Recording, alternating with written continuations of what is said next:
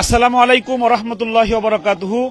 আমরা এখন আছি বুড়িচং থানা ময়নামতি ইউনিয়ন কিংবাজিহুরা গ্রামে 7 থেকে 8,000 মানুষ পানিবন্দী আছে, যেখানে গর্ভবতী মারা আছে। ওদেরকে উদ্ধার করতে পারতেছি না। আমরা এখানে আসছি খাবার নিয়ে, খাবারের কোনো প্রয়োজন এখানে নাই দেখতেছি। এখানে মূল প্রয়োজন যেটা তাদেরকে উদ্ধার করে, এখন নৌকা না থাকার কারণে আমরা পারতেছি না। ওখানে ওই যে সেনাবাহিনীর লোক আসছে আমাদের সাথে, আমরা এই যে আসছি, যদি আমরা দেখাই, দেখেন এই যে ঘরটা একদম টোটাল তলিয়ে গেছে। এরকম প্রত্যেকটা ঘর এখানে গ্রামের মধ্যে। ওই যে দেখা যায় একটা বিল্ডিং, একটু জুম করে দেখাও, ওই যে বিল্ডিং এর উপরে শত শত মানুষ আছে, তাদেরকে উদ্ধার করতে হবে। এই উদ্ধার করার জন্য ট্রলার বা স্পিডবোট দরকার। যারা ঢাকা থেকে আসতেছেন তারা ট্রলার বা স্পিডবোট নিয়ে আসেন দয়া করে। আমার সাথে তাসিফ আছে, তাসিফ কথা বলো। আজকে আমরা যতটুকু শুনতে পারছি আবহাওয়া অফিস থেকে যে আরো সামনে ফেনী, নোয়াখালী, কুমিল্লার অবস্থা অবনতি হবে। সুতরাং আমরা তাদেরকে এই জেলাগুলো থেকে নিয়ে আমরা কিভাবে ঢাকা অন্য কোনো জায়গায় অবস্থা ভালো তাদেরকে জায়গা করে দেওয়া যায় সেই চিন্তা করি।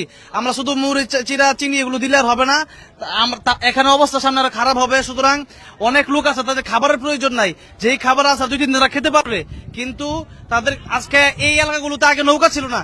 এখন আপনার দূর দূরান্ত থেকে যেখানে নৌকা আছে এই বন্যা কবলিত এলাকাগুলোতে আপনার নৌকা, স্পিডবোট, ট্রলার গুলো আপনারা পাঠানোর ব্যবস্থা করুন, অথবা আমাদের নাম্বার আপনারা যোগাযোগ করুন। নাম্বার দেওয়া আছে, যত টাকা লাগে শুধু ট্রলার বা স্পিডবোট নিয়ে আসেন, আমরা টাকার ব্যবস্থা করবো। শুধু আমাদের ফোন দেন, যদি দিয়ে এখানে পৌঁছানো যায় এখানে পৌঁছান, আমরা এখান থেকে লোকগুলো উদ্ধার করি।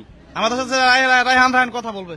চোখের সামনে সব ডুবে যাচ্ছে, আমরা সহযোগিতার জন্য চেষ্টা চালাচ্ছি। আল্লাহ আমাদেরকে তৌফিক দান করুন, আল্লাহ আমাদের সহায় হন। এবং আমরা একবার ভাবছিলাম যে আমরা হেঁটে যাব, শত শত মানুষ, কিন্তু হেঁটে যাওয়ার কোনো সুযোগ নেই। এই যে ঢেউটা দেখেন, কি পরিমাণ ঢেউ আসতেছে, পানি মানে ভারতের যে পানিগুলো ছাড়ছে ওখান থেকে এভাবে ঢেউ আসে, কিন্তু এই ঢেউ কিভাবে আসতেছে দেখেন। এখানে কোনোভাবে এই যে এই পাশে যদি দেখেন, এই যে ব্রিজটাও একটু পরে ভেঙে যেতে পারে এমন অবস্থা।